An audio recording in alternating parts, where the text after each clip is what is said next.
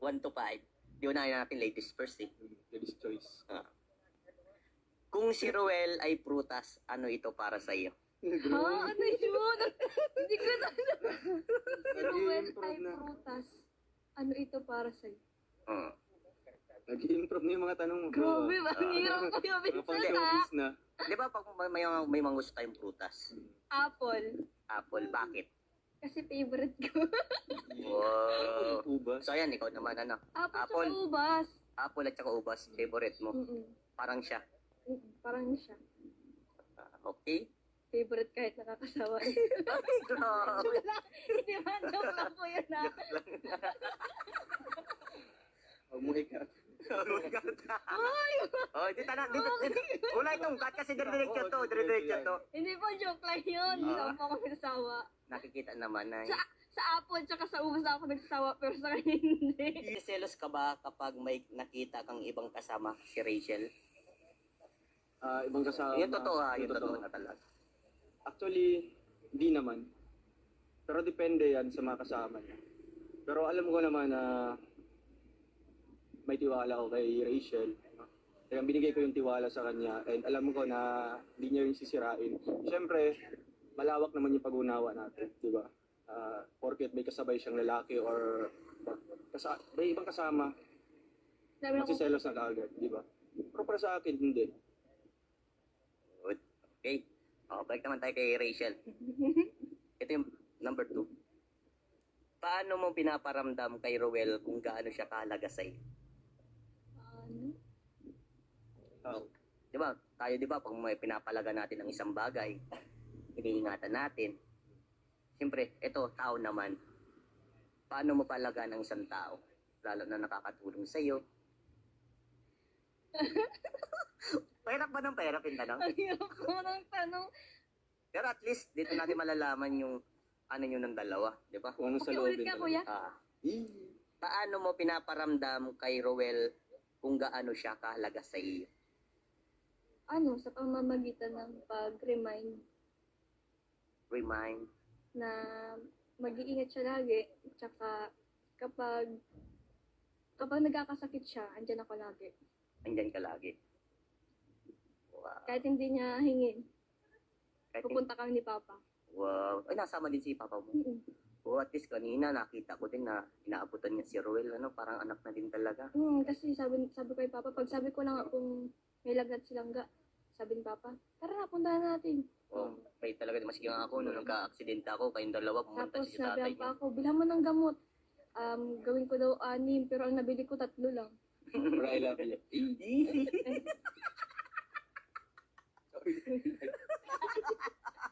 Gawin. Grabe. Okay. Ito number 7 para sa iyo. Ano-ano ang pangarap mo para kay Rachel? Siyempre, on the process yan, di ba? Yung pangarap ko talaga sa kanya is makapagtapos una ng pag-aaral, di ba? Makapagtapos ng pag-aaral, after makapagtapos, makahanap ng magandang trabaho, matulungan yung pamilya niya. Kasi gusto ko talaga na maging stable yung unang-una yung family niya. Kasi bakit nga siya nag-aaral, para matulungan yung pamilya niya. After that, kung ready na po siya sa kung ano ang plano ni Lord, why not, di ba? Pero talagang unahin dapat makapagtapos ng pag-aaral, makahanap ng magandang trabaho, and matulungan yung pamilya. Yun ang pinapangarap mo. Yun talaga yung pinapangarap. Napakabuti Diba? mong lalaki. Napakasimple lang. Alam mo, hanga ako sa mga ganyan lalaki. Kasi ang ibang lalaki, nagmamadali. Yung inaano agad ng babae. Parang nirarush na, maging gano'n tayo. Pero ikaw bro, nakakahanga ka, no? Bilang ako, lalaki din, talang nire-respeto mo ang babae at inuuna mo ang kanyang pangarap. Tama yan, bro.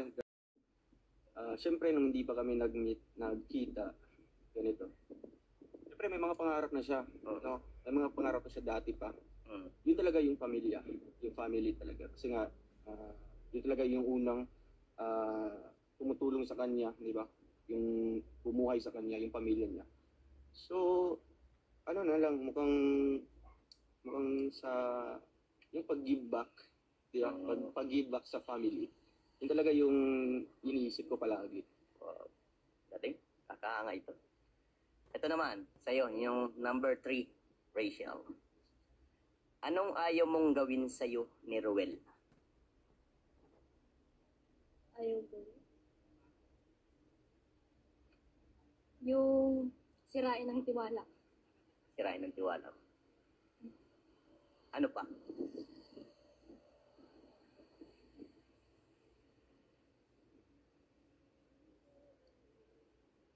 Ano pa ba? Basta yun. Yun. Sige. Kasi mahirap nang ibalik. Yeah. Tama. Ito naman, pa number 8 sa iyo, bro. Ano-ano ang nagustuhan mo sa pagkatao ni Rachel? 'Di ba nung una mo siya makilala, 'di ba na sabi mo na love na Star Trek ka, mga ganun. Nabaliw. Ano lang yun sa palabas. Liga, mangyayari yan sa totoong buhay. Yes. Siyempre, Baka nangyari kasi sa'yo. nga, yung mga palabas, mukhang reflection yan ng totoong buhay, di ba? Oo. Na-experience yan. Yes. Tapos ano yung tanong mo, bro? Ano yung katangian Ano-ano ang nagustuhan Ay, mo nagustuhan. sa pagkatao ni sa Rachel? pagkatao ni Rachel? Siyempre, nalaman ko na kung anong pagkatao niya. Ni-in-stalk. Hindi, hindi man siya physically. Mm. Kasi yung tinutukoy niya is physically, di ba? Kaya nga sinabi niya stalker. Yung pagkatao niya, yung panloob na na ugali, personality. Siyempre nalalaman ko sa mga kapatid niya, sa kanyang sa papa niya, Tatay Raisan, siyempre sa mga nakahalubilo niya ng mga tao. Yung nagustuhan ko talaga doon is yung yung pagka-humble na tao. Diba? Yes. Oo, di ba? Kasi nung unang nakita ko si Rachel, napakabait na bata talaga. Kaya Oo. sabi ko nga, bakit nababash itong batang ito? Napakabuti. Kaya, Yun nga ang ating basta yung mga ganun, pass na yan, Nandito kami Oo. pass na yun. move on na tayo. Yeah. Siyempre, focus tayo sa Ating mga present. goal. Yeah. Okay. Number 4 naman sa iyo, Rachel. Sa papaanong paraan mo iniingatan si Rowel? Sabi ko na nga. Hello. Pwede siguro. Secret na. Hindi, kailangan sabihin natin kasi na madaming tao naghihintay. Paanong paraan iniingatan ko si Rowan? Oo.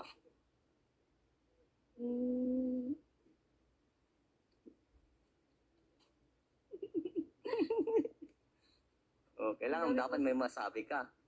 Ano kaya? Ano kaya? Paanong paraan? Sa paanong paraan ba kita iniingatan? Yun kasi.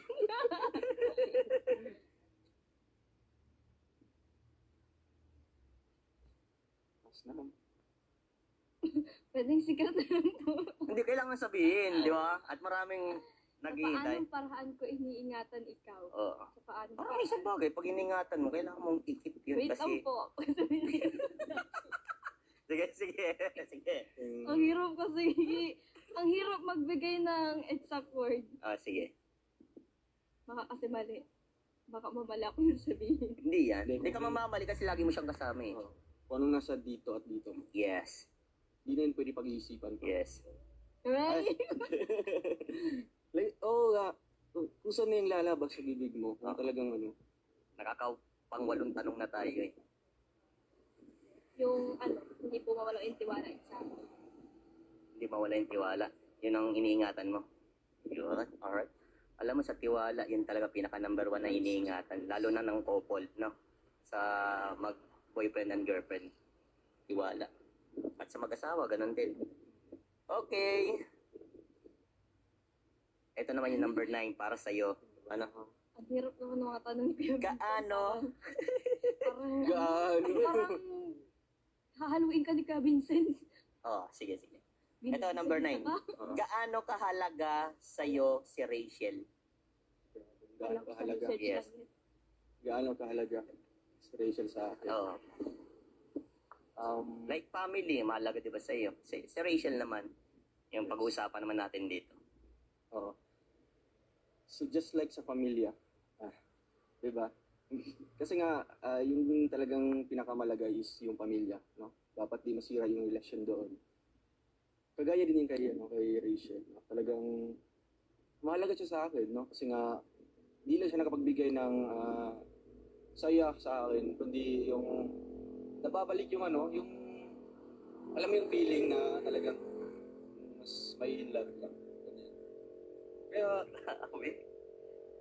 matagal ko nang gusto mag-feel ulit di kasi nga siya yung pangalawang pero sa ngayon talagang Pangalawang alam ko, oo. Pero siya yung pangalawa at huli. Pangalawang Pangalawang hindi pa naman Sige. official talaga. Pero alam ko na diyan din Darating ang panahon. Kasi nga, di ba? Andun lang yung yung trust, Oh, yes. loyalty, tsaka understanding. Pag Alright. nandyan yan, talagang masasabi And then ko believe sana. kay Lord. Yes. Unang-una center, put God in the center Oh, yes. of our relationship. Yeah. Okay, number 5. Ready ka na ba? Ito yung last question sa iyo, Rachel? Last question na pa yan. Pero may mga tatanong pa sa inyo. May tatanong pa. Ito yung last question sa iyo. Ano ang nararamdaman mo nung unang beses kayo nagkita ni Ruel? Sabi ko, parang bago sa paningin ko. Ang pogi naman ni Kuya. Okay. At least, Kasi Kuya, hindi ko kasi kita kilala noon. Tsaka tayo close. at least doon tayo sa totoo. At least, yun totoong nararamdaman natin. Pangit naman kasi kung magsisinungaling ka sa... Sabi ko, ang bait naman ni Kuya. Naiyak pa nga nung una kayo magkita, di ba? Di ba? Luwa-luwa siya. Aminin mo bro, yung nakita mo siya. Di ba parang naluluwa ka yung in-interview ka ni Kalinga bro? Ay, yung naka-red jacket. Alright. Namunot ako, nakipagkamay sa akin. Sabi ko, ay, ang lamot ng kamay. Okay. Dami naman kikiligin ito. Ito, number 10. Ano ang gusto mong sabihin kay Rachel? Ruel, last question sa'yo. Ano ang gusto mong sabihin kay Rachel? Isa lang, di ba? Siyempre. Ba't ang dami? Hindi, intro pa lang. Oo. Ay. Isa lang, pero there's a lot of meaning. Oo.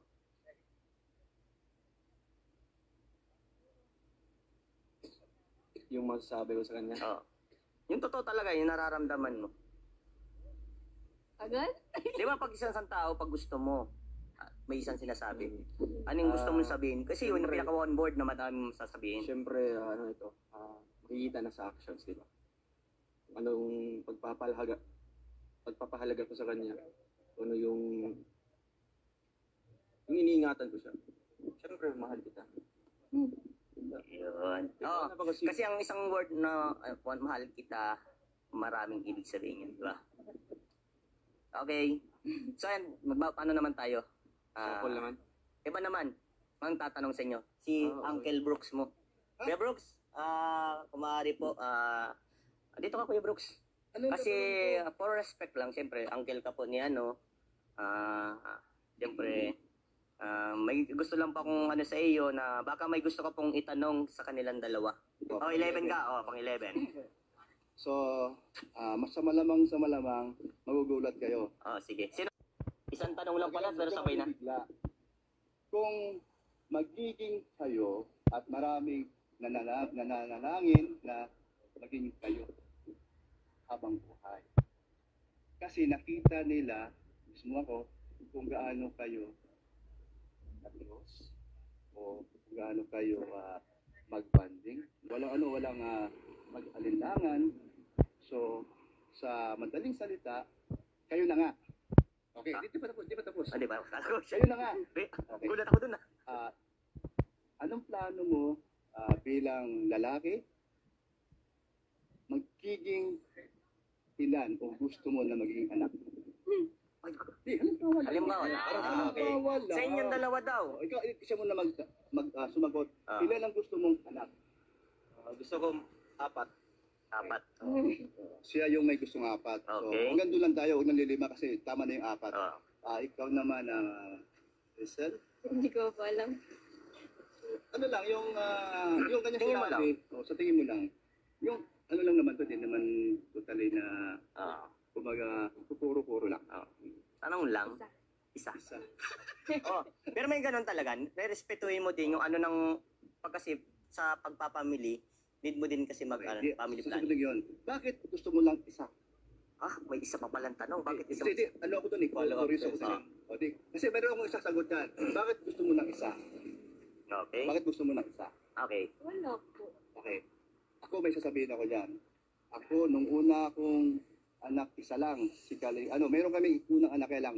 So, hindi naman pinaalad na nabuhay. So, si Daniel, ang una kong anak. Pagdating ng 5 years, sabi ko, paano kung mawala si Daniel? Wala na kaming isang anak. So, kawawa kami. Isa pa. Naging 2 anak ko. Sinigante naman, babae. So, hanggang 2 lang ako. Yes. Pero 4 ko yun. Kung ano ibigay ni Lord. Kung ano yung bigay ni Lord. Yes. Oo. Blessing yan eh. Blessing yan. Yeah. Basta ako naging 2. Pag wala man ng isa, may isa pa. Kuya Brooks, salamat po sa napakabuti mong tanong. Ay, Grabe. Thank you din. Solid yung tanong mo. Grabe Solid, yung ano? tanong, ah. Pang malupita. So ayan, meron pa tayong tatawagin si Daddy Donut. Yeah. Daddy Donut mula po sa... Amateur to, amateur. Okay. Ito naman ay uncle ni Rachel. So, okay. Grabe, may pa-intro. So ayan, Daddy Donut, meron akong katanungan sa iyo na itatanong mo po pala kayo. Ako yata yung magtatanong. Oh, ikaw pala may tatanong. Ba't nakasali ako sa question na?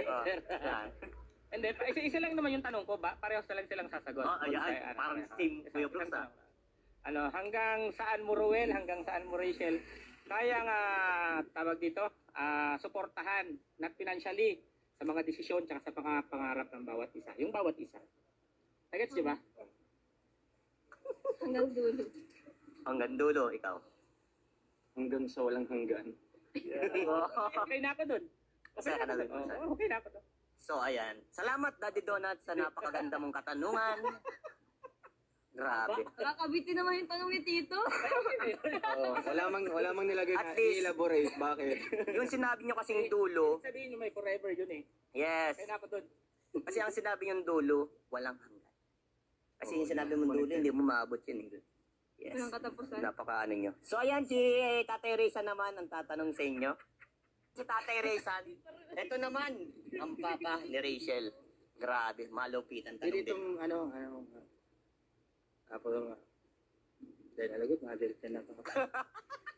Sige tayo, sige. Huwag kang mahiya, Tatay. Ito na yung pagkakataon, Tay. Kinakabahan ka ba? Okay, Tay, anong tatanong mo?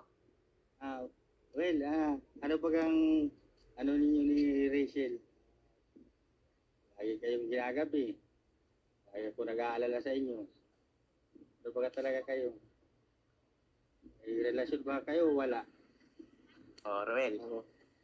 Tayo minsan talaga ginagabi kami kasi nga pagsundo namin sa school, diretso na dinner. Tapos tungkol naman sa status namin,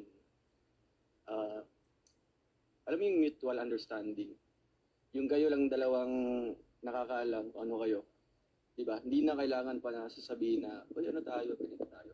Pero para sa amin, mukhang mutual understanding, mukha na din siyang yung kayo na, pero wala pang label tayo. Kasi alam ko na, yun nga po yung sabi po ng karamihan talaga na saktong edad, di ba? Yes. Kasi nga, ako po, nakatapos ako ng degree.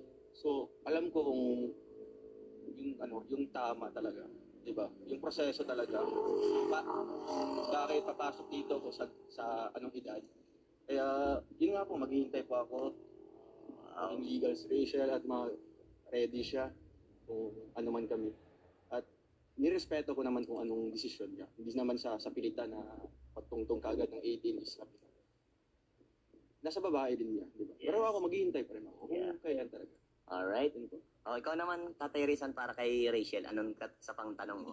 Sa anak mo? Anak, totoo man yung sinabi ba sa'yo ni Rowel? Ay sinabi ni Rowel na gano'n nga. Oo, totoo naman yun. Ako, sabi ko magkasa'yo yung pangako ko. Hanggat di pa ako naging 18. Hindi mo na ako magbo-boyfriend. Eh paano kung maging 18 ka na? Siyempre, magpapaalam pa ako sa'yo. Hingi pa ako sa'yo ng permission. Siyempre, tama yun. Ano Hindi tayo? ako basta-basta magdedesisyon. Basta ako. Pero tiwala man ako kay Rowel. Kaya basta ano lang ba? Andyan lang yan eh. Hindi man yung nagmamadali na Yes. magandahin nyo na muna yung buhay nila. Single. Tama. Ako di man ako maat lang sa kanila kung talagang Kasi boto ko din tatay kay Rowel. tiwala man ako pero kasi yung pa man na yan. Simula nung mapapunta kami doon sa Kanila. Davao, Mm. talagang andyan naman yung tiwala. Di ba niya pinapabayaan si Rachel, iwan ako. Oo. Lagi niyang sundo-sundo. Wala akong masabi. Yun lang ang masasabi ko. Yun pa lang. Yan. Salamat, Tatay Rizan. Grabe, kala ko kinabahan si Tatay Rizan pero ang lupit ng tanong. Pati yung sagot. Uy, kinabahan ako doon ha. Pero kung ganun na kakausapin ka ng magulang, lalo na nililigawan mo, ganyan. Nakakakaba yun, pero at least mas maganda maging tapat ka sa magulang ng minamahal mo. Kinausap ako yung papat, ganun ako niya. Tinanong ka? Ano daw ba talaga kami ni Langga? Sabi ko, ngayon wala pa. Nanliligaw pa rin siya hanggang ngayon. Tapos, pero MU na kami. Parang siya na basta kayo lang magkakaintindihan na. So, ayan, salamat sa magandang sagot ninyo sa mga tanong ng mga tito at papa nyo na si Tatay Risa. Nandyan lang si papa nyo. Nakasuporta yan sa inyong dalawa. Kaya wag niyong sisirain ang tiwala ni Tatay Rizan sa inyo, no? At ipakita nyo sa mga taong nasusubaybay sa inyo na mas pagbubutihin nyo pa ang pagbablog, ang pagtulong sa mga taong nangangailangan, lalo na sa iyo, Bro Roel. Alam ko, ikaw din ay masipag ni Scouter. Salamat sa inyong dalawa. Rochelle, at patuloy lang ang pagpapasaya sa mga tao, ano? At